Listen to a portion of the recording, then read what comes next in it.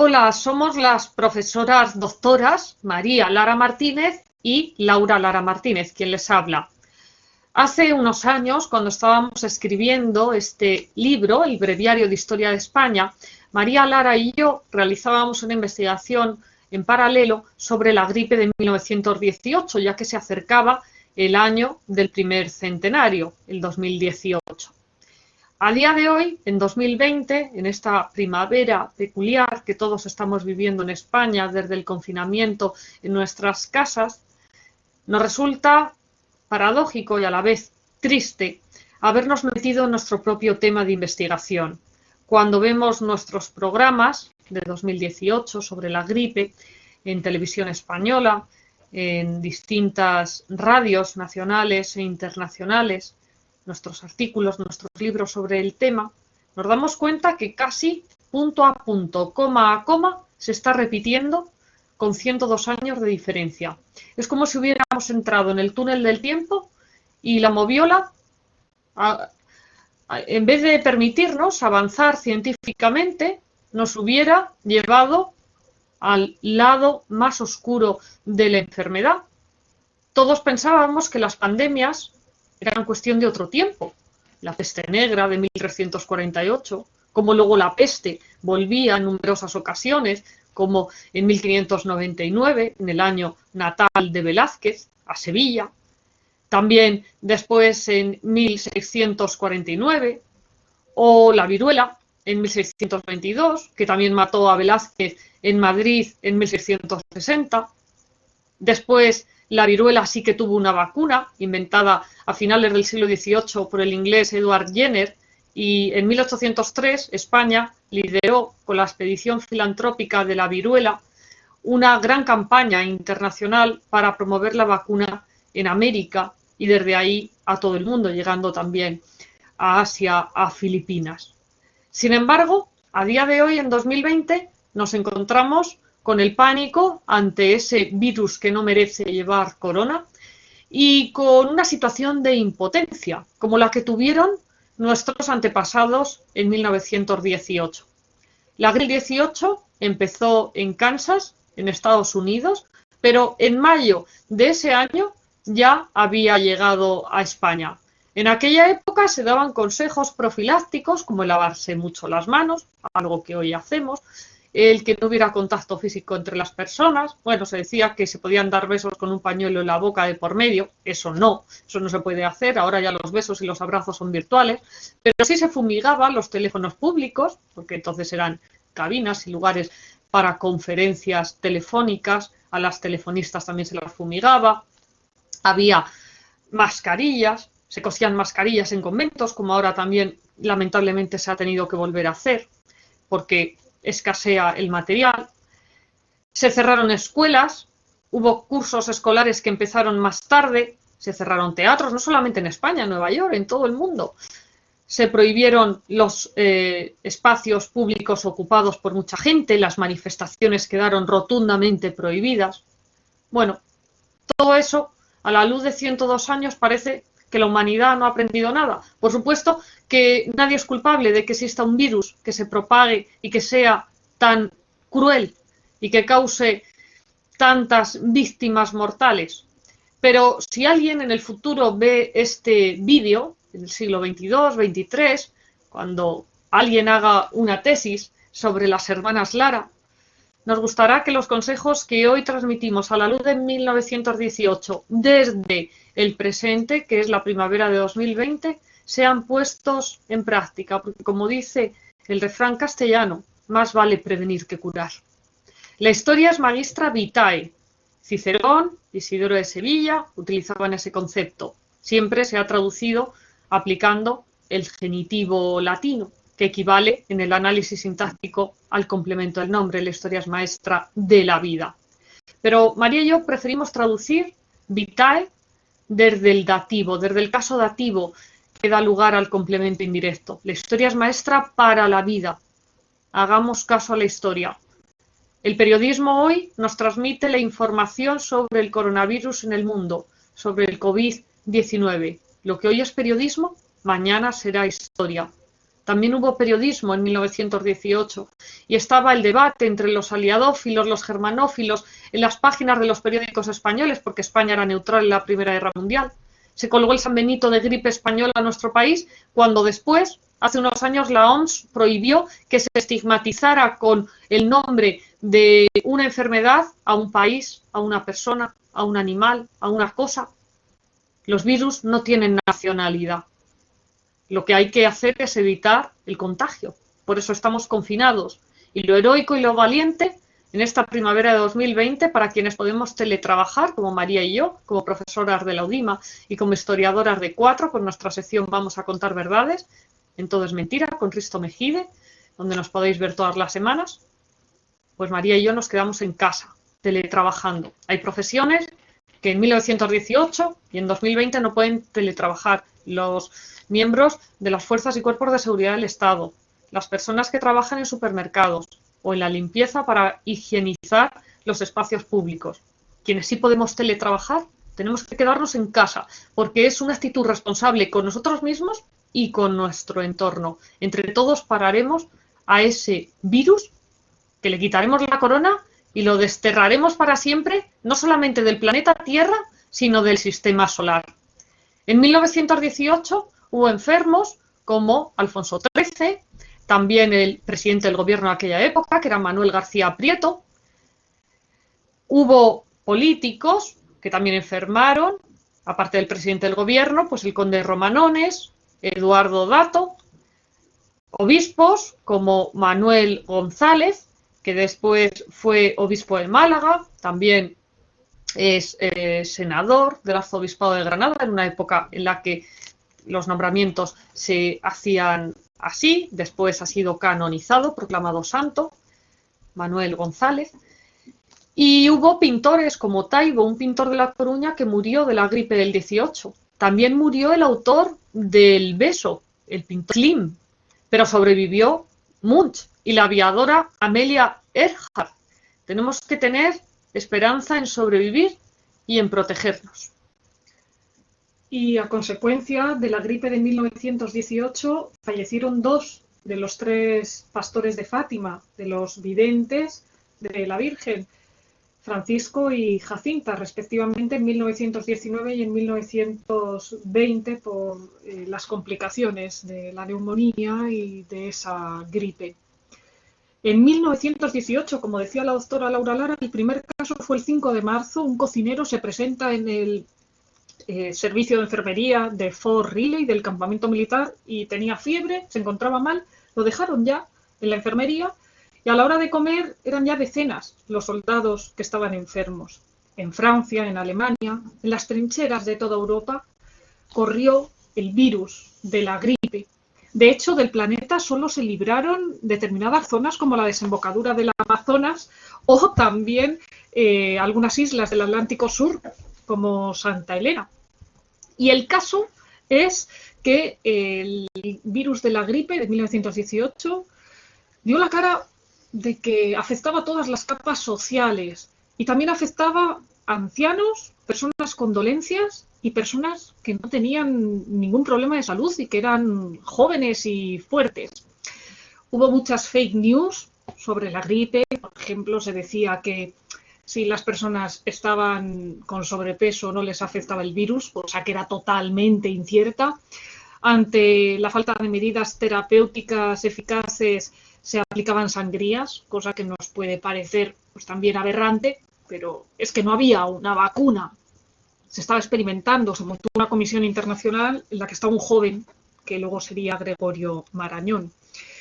¿Y por qué España se llevó el San Benito? Bueno, pues porque España era el país que mayor transparencia informativa ofrecía ante la crisis sanitaria.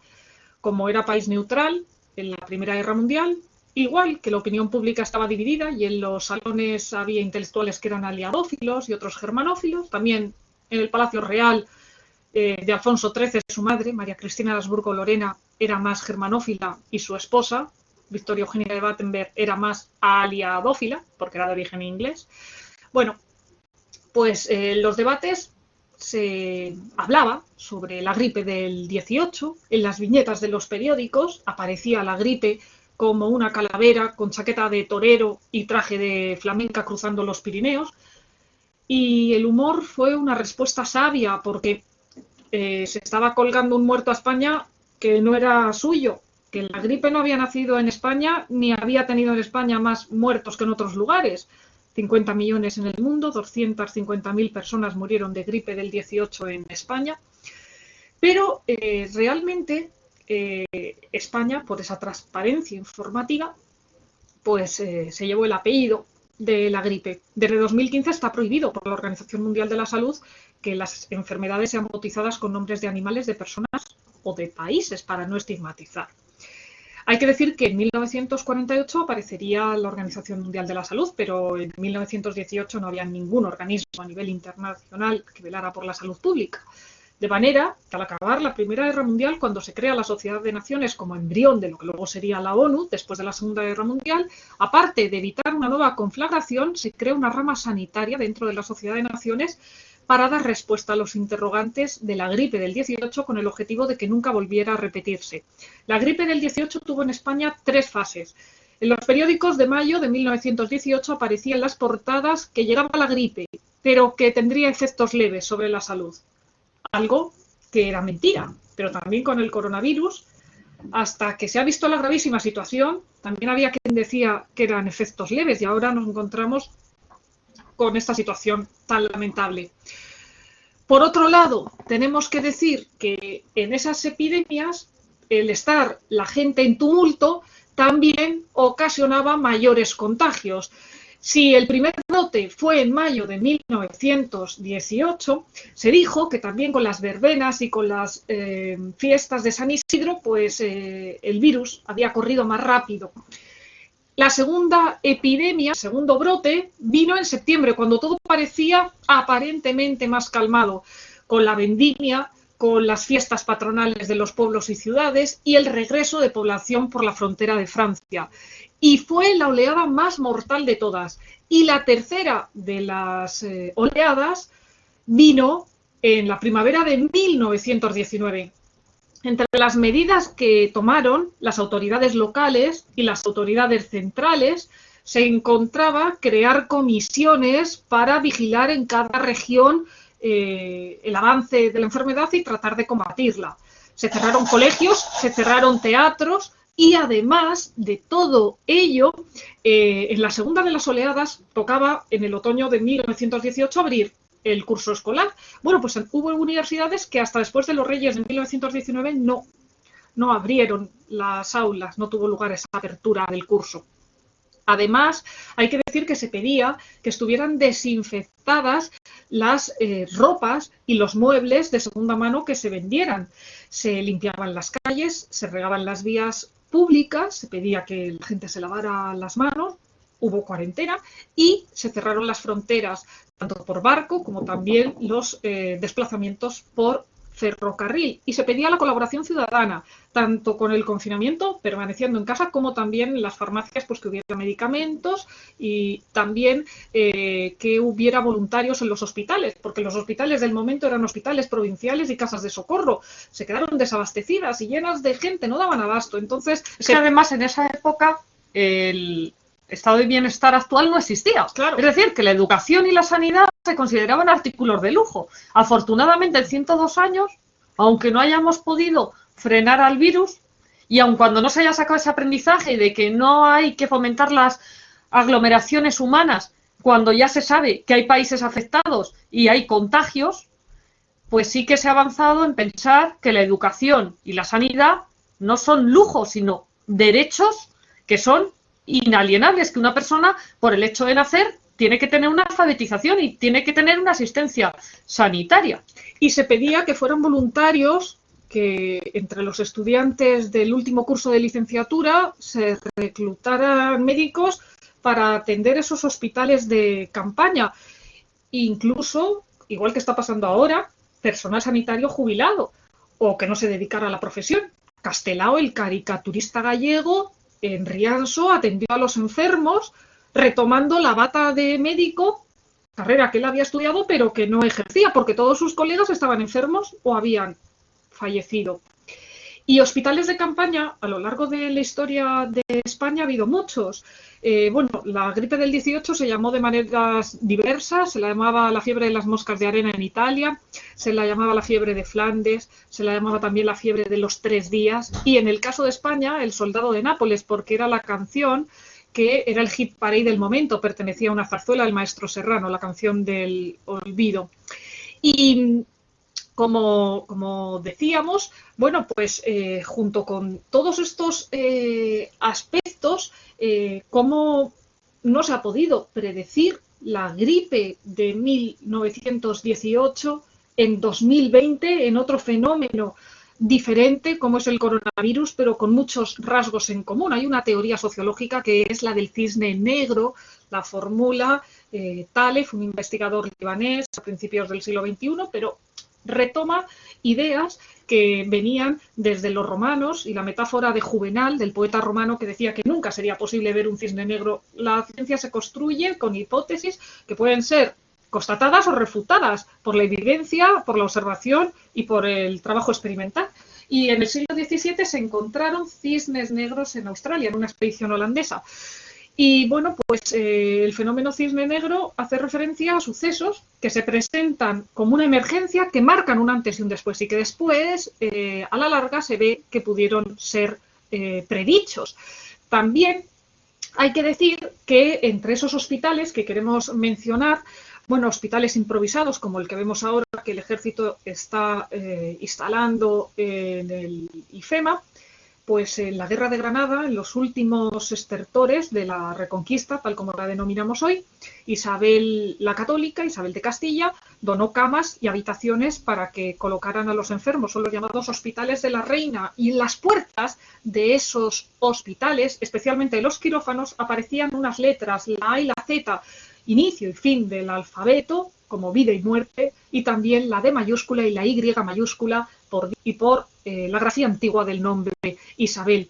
Y durante la Guerra Civil, el frontón Recoletos, que era un edificio construido durante la Segunda República en 1935 en el centro de Madrid, cerca de la Biblioteca Nacional, para espectáculos de boxeo, lucha libre y pelota vasca.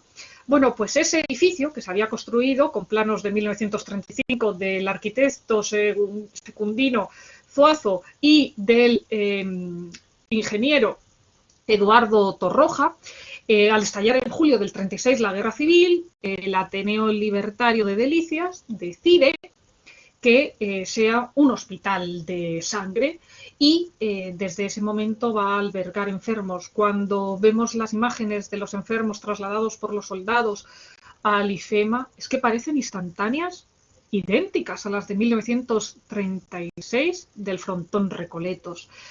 Y bueno, también hubo hoteles que se dedicaron en la historia de España a albergar enfermos. Sí, hoteles como el Ritz y el Palace en Madrid, que en la Guerra Civil se dedicaron a ser hospitales, como bien decía la doctora María Lara.